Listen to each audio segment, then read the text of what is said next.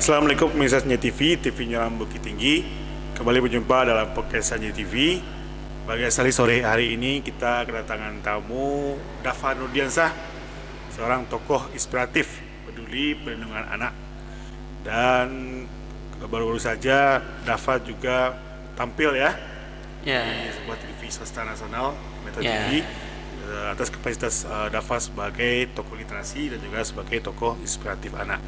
Nah, kita ingin mendengarkan pengalaman dari Dava tentang bagaimana sih gerakan Dava, atau mungkin apa yang telah Dava laksanakan selama ini ya, khususnya sebagai penggerak literasi dan juga mungkin sebagai seorang inspiratif bagi perlindungan anak, khususnya di Bukit Tinggi sendiri. Berarti dua opsi ya Om. Yang pertama pengalaman menjadi tokoh anak inspiratif, yang kedua menjadi penulis ya Om. Ya, mungkin dua-duanya bisa kita sinkronkan ya. Sebagai inspiratif anak, juga sebagai seorang penulis. Untuk pengalaman Dava menjadi tokoh anak inspiratif itu Dava diusulkan oleh teman baca Mutiara Hati, oleh Om Nov. Itu Dava diusulkan ke Dinas P3AP2KB. Akhirnya nama Dava diusulkan untuk seleksi Sumbar. Terus di seleksi Sumbar itu karena Dava kan juga terkadang ngisi-ngisi kegiatan di Taman Baca Mutiara Hati, memberikan edukasi kepada anak-anak, bercerita ataupun berdongeng kepada anak-anak gitu. Nah, jadi dari sanalah mungkin Dava bercerita sama anak-anak semua. Selesai bercerita, Dava juga menulis ya kan Om. Nah, buku-buku yang Dava tulis ada kaitannya dengan kasih sayang keluarga, kasih sayang orang tua. Itu kan juga itu kan juga memiliki acuan terhadap perlindungan anak gitu Om. Nah, jadinya Dinas P3AP2KB mengusulkan Dava untuk maju ke tingkat provinsi Om. Dan akhirnya di tingkat provinsi diseleksi lagi, dibuat video gitu ya Om. Dan setelah videonya selesai, lalu lanjut ke borang, ngisi-ngisi angket-angket lainnya. Lalu setelah itu baru deh orang provinsi itu datang ke sini untuk sertifikasi lapangan gitu. Nah, dengan binaan seluruh staf-staf ataupun para pekerja di Dinas P3AP2KB, akhirnya orang Dinas Provinsi Sumbar itu mempercayakan Dava untuk maju ke tingkat nasional. Iya gitu. Nah, jadi di sana Dava mungkin memperbanyak karya Dava, mulai menuliskan beberapa artikel di koran dan menuliskan karya-karya lainnya, mungkin puisi tentang anak, buku-buku tentang anak, dan artikel-artikel lainnya mungkin tentang kekerasan terhadap anak gitu. Ya. Dulu kita pernah menceritakan tentang bagaimana Dava jadi seorang penulis ya. Iya. Memang artinya dukungan dari keluarga, dukungan dari neneknya ya.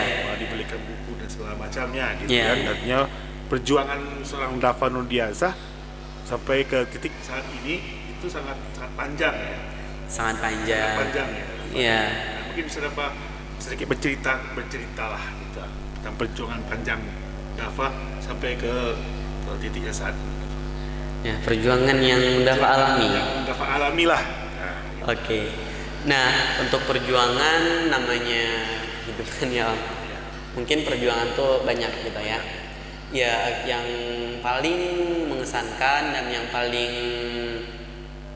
teringat di Dava itu perjuangan mungkin tentang ketika menulis buku. Dava nggak punya alat apapun, jadinya Dava kadang-kadang gitu ke warnet atau pakai HP ya. Nah, jadi kadang-kadang pulang dari sekolah, Dava menulis pulang dari sekolah, Dava langsung ke warnet misalnya. Itu kan pulangnya jam 4 tuh Om. Tapi Dava nggak mau sampai orang berpikir kalau bahwasanya kan biasanya orang yang masuk ke warnet itu adalah orang-orang yang selalu hanya untuk bermain game, padahal enggak gitu ya. Apalagi kita tahu gitu, sebagai remaja dengan kecanggihan teknologi kita bisa menggunakan teknologi tersebut dengan bijak gitu ya. Karena kalau kita tidak menggunakan teknologi dengan bijak, ya hasilnya terjerumuslah kepada hal-hal mungkin hal-hal yang negatif ya Om. Ya, seperti hal-hal yang tidak berguna, yang destruktif, bersifat merusak gitu. Nah, jadinya dengan menggunakan teknologi kita tuh bisa berkarya seperti Dava gitu ya. Dava menciptakan ataupun membuat karya-karya Dava itu melalui handphone gitu ya, hanya melalui handphone. Dava nggak perlu tuh yang pakai namanya laptop, komputer ataupun alat perangkat lainnya gitu.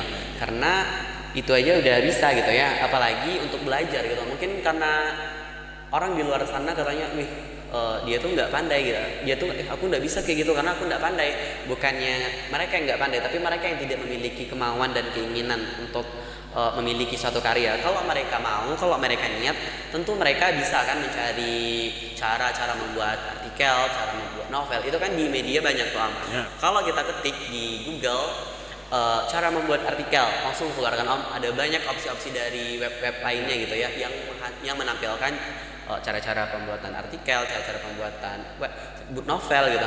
Nah, itu tergantung pada keinginan mereka tadi gitu. Nah, apapun ada di Google. Misalnya mereka nggak tahu cara bikin video, edit video, nggak tahu cara desainer itu, mereka bisa belajar semuanya asalkan ada kemauan dari hatinya gitu. Tapi mereka nggak punya kemauan, tentu karyanya juga nggak ada gitu. Artinya bahwa ini juga untuk kreativitas kita ya.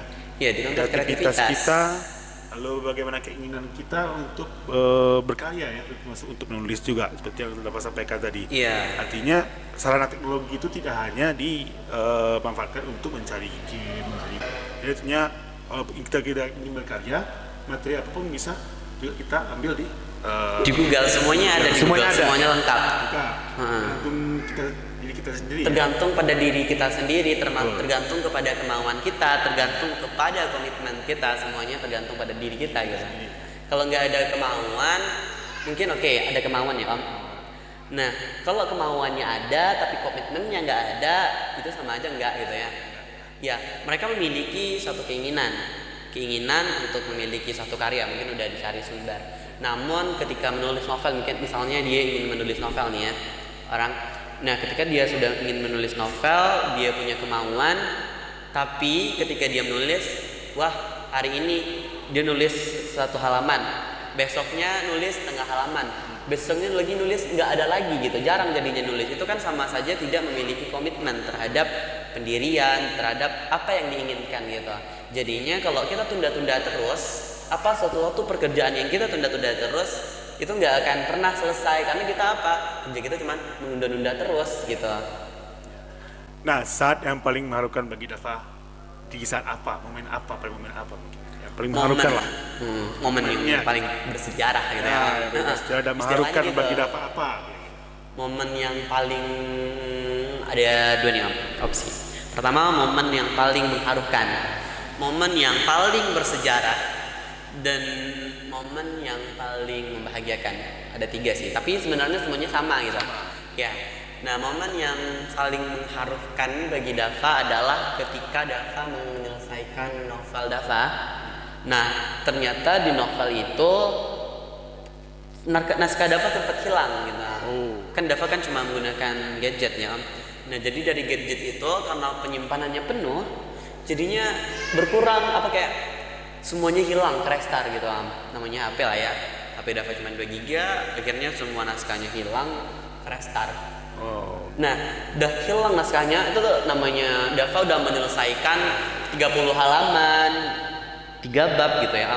Ya kalau udah sebanyak itu gimana cara kita ngulang lagi gitu kan? Tentu kayak sangat, ya Allah gimana ini udah hilang, udah capek-capek perjuangan, padahal itu membuatnya udah lama loh Om, diansur-ansur terus gitu ya, dengan komitmen dan pendirian Dafa tadi gitu. Nah, ketika hilang, Dafa ulang lagi nih Om. Pernah sih doan kalau ulang, ya udah ya Allah capek lah, nggak usah lagi nulis gitu kan. Frustasi karena udah capek ngetiknya Om. Ternyata hilang naskahnya. Tapi Dafa coba lagi, Dafa tulis lagi, Dafa ulang-ulang lagi tuh ngetiknya. Pakai pendirian tadi lagi, akhirnya buku tersebut selesai di alhamdulillah. Itu dikirim.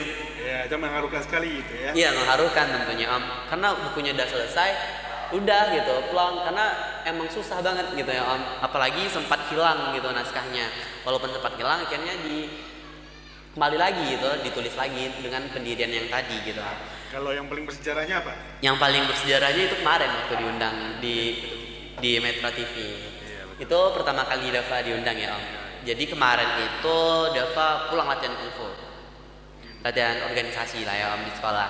Nah, waktu dibuka HP ada yang DM gitu di IG gitu kan. Dava bisa nggak jadi narasumber di acara Kick Andy Metro TV katanya gitu. Nah, Dava pikir itu kan palsu gitu ya. Namanya orang Dava nggak percaya ya. Tapi kalau setelah lihat IG-nya, ditelusuri terus, ada centang birunya udah terverifikasi oleh akun Instagramnya gitu ya. Akhirnya Dava setuju, terus kami ngobrol lewat chatan sama Kak Nurfi, produsernya gitu. Udah selesai itu, kakaknya ceritain semua, Dava, kami mau mengundang Dava karena Dava merupakan remaja yang produktif, remaja yang aktif di bidang literasi, remaja yang tidak menyia-nyiakan waktunya untuk kegiatan-kegiatan yang tidak bertanggung jawab gitu, yang tidak bermanfaat gitu. Karena anak-anak sekarang itu banyak yang seperti itu, Dava, kata kakak itu. Makanya kami di sini ingin mengundang Dava. Dava juga sempat ya menjadi duta anti rokok di sekolahnya, menjadi duta itu.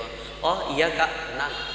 Kapan kak itu acaranya? Acaranya besok Dava, hari segini, tanggal segini katanya gitu ya. Untuk masalah penginapan, masalah tiket pesawat itu semuanya biar kami yang nanggung, kata kakak gitu. Nah gitu lah Om, akhirnya dipanggil Dava ke sana. Waktu itu Dava lagi MPLS 2 hari, akhirnya Dava libur 3 hari. Dava menghabiskan hadir di sana di studionya bersama Pak Andi Afnoy. Untuk bicara ke depan Dava ya. Dava juga dipercaya sekarang menjadi ketua Formula. Ya, alhamdulillah.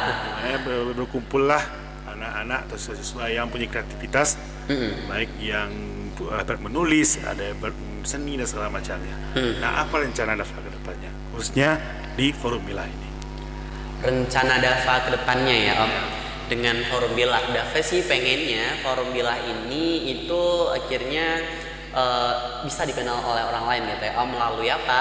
Melalui media literasinya, namanya aja Bukit Tinggi Literasi Anak Hebat, di mana tempat berkumpulnya anak-anak hebat ya Om. Segala kreativitas, mulai dari kreativitas menulis, menari, dan semua kegiatan literasi. Karena kegiatan literasi tidak hanya mencakup menulis dan membaca saja gitu. Mencakup banyak hal, semua literasi, semua kehidupan membutuhkan literasi gitu ya Om. Nah, harapan Dava aja seperti itu, kan seperti program-programnya ke depan tuh Om. Bila mengadakan pentas seni di Jam Gadang atau tempat-tempat wisata lainnya. Kayak kemarin itu kami mengadakan pentas seni yang bertujuan untuk melatih mental siswa gitu ya Om. Nah, dari pentas seni itulah nantinya orang akan terasa public speakingnya, melatih mental, biar nggak terlalu banyak lagi gitu.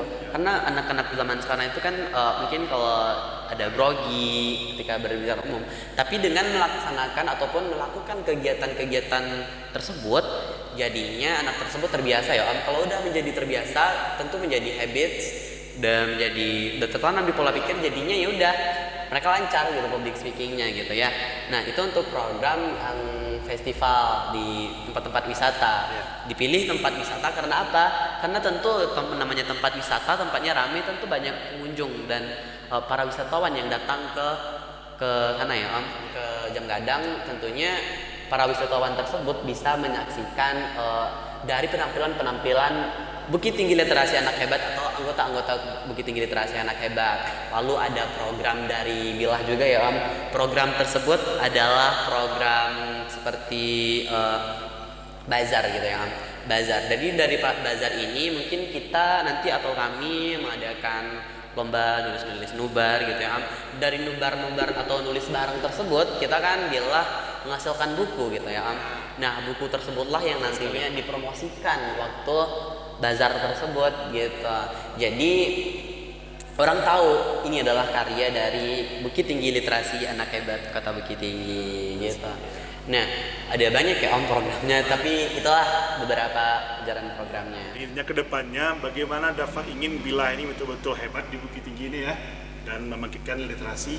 Iya, harapan Dava sih gitu Om. Semoga teman-teman Bilah semua bisa aktif memunculkan semua potensi, karena Bilah ya bertujuan ya, karena memang seperti itu tujuan Bilah itu adalah untuk memunculkan segala potensi yang ada pada setiap anak hebat di Bukit Tinggi gitu. Oke. Terima kasih Dava. Selamat untuk Dava. Boleh enggak Dava itu Om? Ya silakan. Dava ingin memberikan pendapat Dava tentang remaja zaman sekarang. Silakan. Silakan Dava. Oke teman-teman, ini pesan lah ya Om istilahnya. Semacam pesan moral ya. Pesan dari Dava. Dari Dava, seorang Dava untuk remaja saat ini. Silakan. Ya. Nah, jadi ketika berbicara tentang generasi muda adalah topik yang selalu menarik untuk dibahas. Generasi muda adalah poin untuk menentukan eksistensi bangsa dan negara ke depannya. Di tangan generasi muda lah nasib bangsa Indonesia dipertaruhkan. Sebagai nominasi tokoh anak inspiratif Sumatera Barat dan Nasional tahun 2022 sekaligus penulis muda, saya ingin mengajak teman-teman semua untuk memaksimalkan segala potensi yang dimiliki seperti waktu luang, skill dengan menggunakan teknologi untuk menemukan passion sesuai dengan bakat yang dimiliki. Jangan menjadi remaja yang destruktif, remaja yang merusak diri, lingkungan, bahkan menjadi beban negara. Ayo teman-teman semua, kita bangun dan bangkit, jangan sampai terlena oleh tipu daya dunia. Kita semua generasi muda, ayo kita bangun bangsa dan negara dengan jiwa muda dan semangat yang membara. Dan mari kita berbuat untuk bangsa seperti yang dikatakan oleh Dr. Andes Muhammad Hatta yang merupakan tokoh inspiratif favorit saya. Beliau mengatakan kita masih terus berjuang menjadi tuan rumah di negeri sendiri. Tanyakan pada diri apa yang sudah kita berikan untuk negeri ini.